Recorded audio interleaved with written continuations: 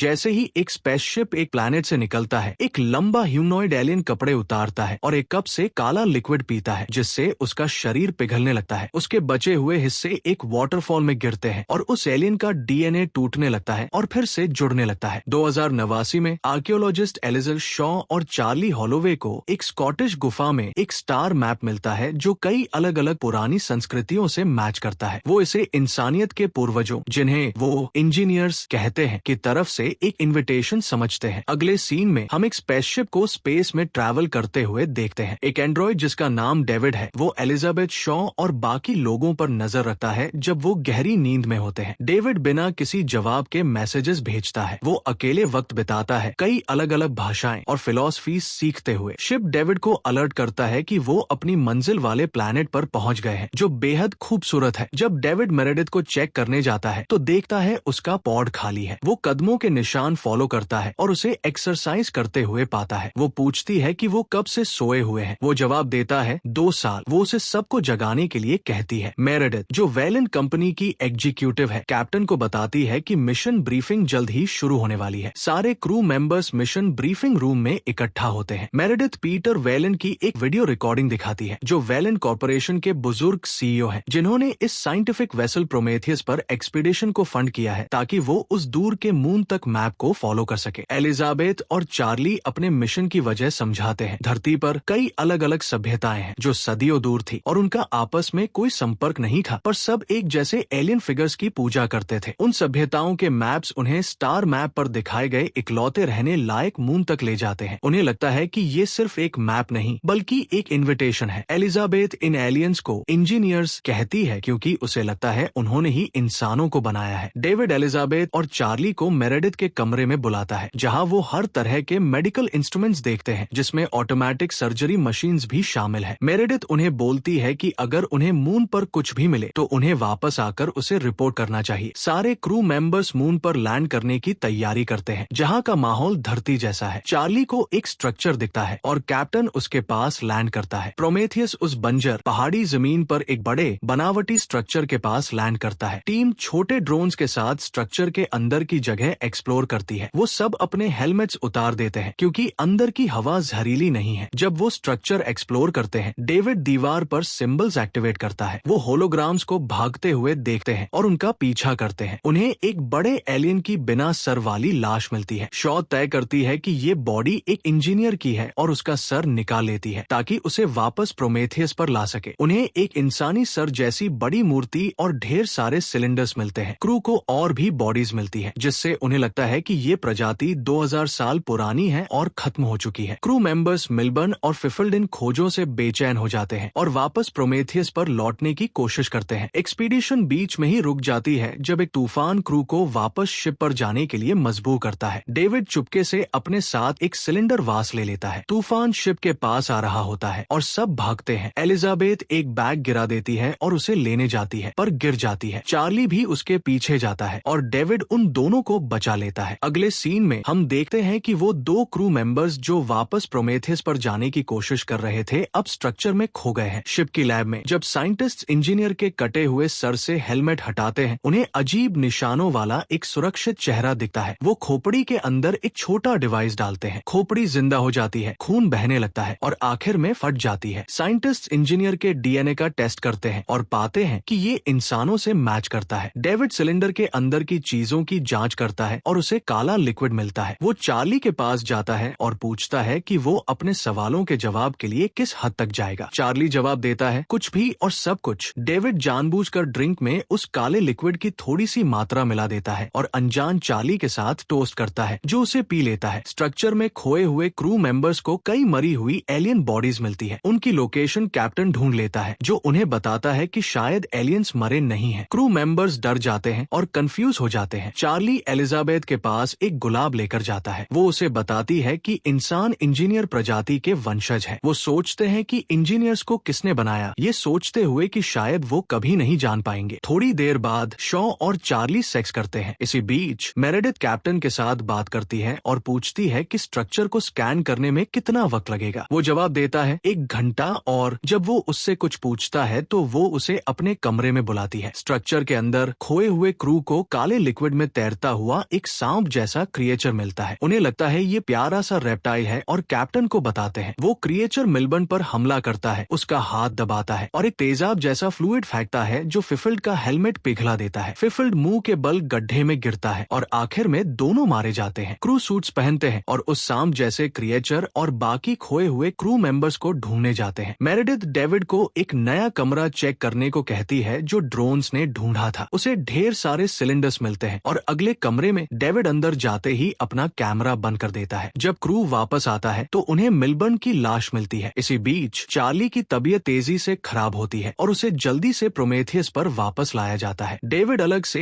एक control room ढूंढ लेता है जहां इंजीनियर्स के होलोग्राफिक प्रोजेक्शंस उनके स्पेसशिप को चला रहे थे और उसे अर्थ के कोऑर्डिनेट्स दिखाने वाले स्टार मैक की तरफ लॉन्च करने की तैयारी कर रहे थे। उसे गहरी नींद में सोया हुआ एक जिंदा इंजीनियर भी मिलता है। इसी बीच mission director Meredith Vickers Charlie को अंदर आने देने से मना कर देती है। उसके कहने पर वो उसे फ्लेम थ्रोअर से जलाकर मार देती है। बाद में डेविड एलिजाबेथ का मेडिकल स्कैन करता है जिससे पता चलता है कि पहले इनफर्टाइल होने के बावजूद अब वो प्रेगनेंसी की एडवांस स्टेज में है। डेविड पूछता है कि क्या उसने चार्ली के साथ इंटरकोर्स किया था। वो जवाब देती है कि ये सिर्फ 10 घंटे पहले हुआ था और प्रेग्नेंट होना नामुमकिन है। वो कहता है कि शायद ये इंसानी बच्चा नहीं है। बुरे अंजाम के डर से वो डेविड से अबॉर्शन करने को कहती है, पर वो कहता है कि उसके पास इसका एक्सपर्टीज नहीं है। वो उसे बेहोशी का इंजेक्शन लगा देता है। कुछ मिनट्स बाद बाकी क्रू उसे क्वारंटाइन में भेजना चाहता है, पर वो बेहोश होने का नाटक करती है, दोनों क्रू मेंबर्स को मारती है और भाग जाती है। वो मेरेडिथ का कमरा ढूंढती है और ऑटोमेटिक सर्जरी मशीन खोज लेती है। वो पेट की सर्जरी करने के लिए ऑटोमेटेड सर्जरी टेबल का इस्तेमाल करती है। वो मेडिकल डिवाइस में चढ़ती है और मशीन सर्जरी करती है, उसके शरीर से स्क्विड जैसा एलियन क्रिएचर निकालते हुए। सर्जरी के बाद वो क्रिएचर को मशीन के अंदर कैद कर देती है, उसका दरवाजा बंद करती है और गैस से उसे मार देती है। इसी बीच कैप्टन को एक लाइव फॉर्म मिलता है और वो 2 क्रू मेंबर्स को चेक करने भेजता है। जब 2 क्रू मेंबर्स उस फिगर के पास जाते हैं तो देखते हैं कि एक खौफनाक म्यूटेटेड फिफिल्ड प्रोमेथियस पर वापस आ गया है। वो हमला करता है, कई क्रूमेन को मारता है। कैप्टन और बाकी क्रू मेंबर्स उस मॉन्स्टर को गोली मारकर और फ्लेम थ्रोअर से जलाकर मार देते हैं। अगले सीन में एलिजाबेथ को पता चलता है कि वेलेंट, जो डेविड का पिता है, प्रोमेथियस पर स्टेसिस में था। वो पूछती है कि उसने शिप पर अपनी मौजूदगी राज क्यों रखी। वो जवाब देता है कि वो बहुत बूढ़ा है, उसके पास जीने के लिए कुछ ही दिन है और वो देर होने से पहले एक इंजीनियर से मिलना चाहता है। डॉक्टर एलिजाबेथ कहती है कि सब खत्म हो चुके हैं। डेविड कहता है सब नहीं, उसे स्ट्रक्चर के कंट्रोल रूम में एक जिंदा इंजीनियर मिला था। वेलेंट समझाता है कि वो इंजीनियर से पूछना चाहता है कि बुढ़ापे से कैसे न मरे और इंसानी रचना के बारे में सारे सवाल। कैप्टन एलिजाबेथ के पास आता है और अंदाजा लगाता है कि स्ट्रक्चर दरअसल एक इंजीनियर मिलिट्री बेस था जहां एक खतरनाक बायोलॉजिकल वेपन बेकाबू हो गया था। वो कहता है उन्हें उस जगह वापस नहीं जाना चाहिए। वो कहती है डेविड को एक जिंदा इंजीनियर मिला है और उनके यहाँ आने की वजह अपनी रचना के जवाब ढूंढना है। वो कहता है उसे अब परवाह नहीं, किसी भी हाल में वो बायोलॉजिकल वेपन या स्ट्रक्चर को यहाँ से जाने नहीं देगा। वो इस बात पर उससे सहमत होती है। अगले सीन में मेरेडिथ वेलेंट के पास जाती है और उससे जीवन के कुदरती नियम बदलने के बारे में बहस करती है। पता चलता है कि वो उसकी बेटी है। वेलेंट और टीम स्ट्रक्चर में वापस जाते हैं डॉक्टर एलिजाबेथ के साथ। कैप्टन और मेरेडिथ को पता चलता है कि स्ट्रक्चर में एक शिप मौजूद है। डेविड कहता है कि बायोलॉजिकल वेपन लीक होने से पहले शिप मून से अर्थ के लिए निकलने वाला था। वो उससे पूछती है कि इंजीनियर शिप को अर्थ ले जाने की तैयारी क्यों कर रहे थे। डेविड कहता है कुछ नया बनाने के लिए पुराने को मिटाना पड़ता है। डेविड इंजीनियर को गहरी नींद से जगाता है और उससे प्रोटो-इंडो यूरोपियन भाषा में बात करता है ताकि समझा सके कि वेलेंट क्या चाहता है। इंजीनियर जवाब में डेविड का सर काट देता है और वेलेंट और उसकी टीम को मार देता है। वो एलिजाबेथ को धक्का देता है और वो भाग जाती है। इस घटना को देखने के बाद मेरेडिथ और कैप्टन अर्थ पर वापस लौटना चाहते हैं। इंजीनियर स्पेसशिप को वापस चालू करता है जिसमें होलोग्राफिक कोऑर्डिनेट्स अर्थ की तरफ इशारा कर रहे होते हैं। एलिजाबेथ बुरी तरह भागती है और कैप्टन को चेतावनी देती है कि इंजीनियर अर्थ पर बायोलॉजिकल वेपन छोड़ने की योजना बना रहा है ताकि सारे जीवन को खत्म कर सके और उसे स्पेसक्राफ्ट रोकने के लिए मनाती है। कैप्टन मेरेडिथ के विरोध के बावजूद क्रू मेंबर्स को हथियार तैयार करने का हुक्म देता है और वो अपना स्पेसशिप उड़ाते हैं। जैसे ही इंजीनियर का शिप उनके आगे उड़ता है, मेरेडिथ एस्केप पॉड के जरिए प्रोमेथियस से भाग निकलती है। कैप्टन और बाकी क्रू मेंबर्स एक धमाके के साथ प्रोमेथियस को एलियन क्राफ्ट से टकरा कर अपनी कुर्बानी दे देते हैं। इंजीनियर का खराब हुआ स्पेसक्राफ्ट क्रैश हो जाता है और हिस्से जमीन पर पर गिरते हैं। एलिजाबेथ और मेरेडिथ अपनी जान बचाने के लिए भागते हैं, पर शिप मेरेडिथ को कुचल देता है, जिससे वो मर जाती है। घायल एलिजाबेथ लाइफ बोट में जाती है और कुछ सामान इकट्ठा करती है, पर दरवाजे के पीछे से एक आवाज सुनती है। जब वो दरवाजे से देखती है तो पाती है कि उसका एलियन बच्चा जिंदा है और बढ़कर बहुत बड़ा हो गया है। डेविड कॉल करता है और एलिजाबेथ को बताता है कि इंजीनियर उसके लिए आ रहा है। इंजीनियर जबरदस्ती लाइफ बोट का एयरलॉक खोल देता है और एलिजाबेथ पर हमला करता है, जो अपने एलियन बच्चे को उस पर छोड़ देती है। वो इंजीनियर को पकड़ लेता है और उसके गले में अंडे डाल देता है, उसे काबू में कर लेता है। एलिजाबेथ भाग जाती है, सबको खोने और मून पर फंसने पर रोती है। डेविड एलिजाबेथ से संपर्क करता है और मदद मांगता है। वो पूछती है कि उसे उसकी मदद क्यों करनी चाहिए। वो जवाब देता है कि उसके बिना वो यहाँ से कभी नहीं जा पाएगी। वो कहती है किसी के भी जाने का कोई रास्ता नहीं है। वो कहता है मून पर कई शिप्स हैं और उसे उन्हें चलाना आता है। एलिजाबेथ अपने नेकलेस के बारे में पूछती है। वो डेविड से पूछती है कि क्या उसे इंजीनियर के शिप का नेविगेशन आता है। वो कहता है हाँ, बस एक दूसरा शिप मिल जाए। वो डेविड का सर एक बैग में लेती है और इंजीनियर्स की दुनिया तक पहुंचने का इरादा करती है, ताकि समझ सके कि वो इंसानियत को खत्म क्यों करना चाहते थे। डेविड की मदद से वो एक और इंजीनियर स्पेसक्राफ्ट लॉन्च करती है और मून से निकल जाती है। प्लैनेट पर छूटी हुई लाइफ बोट में मरे हुए इंजीनियर के चेस्ट से एक एलियन क्रिएचर फटकर बाहर निकलता है और गुर्राता है। मूवी यहाँ खत्म होती है।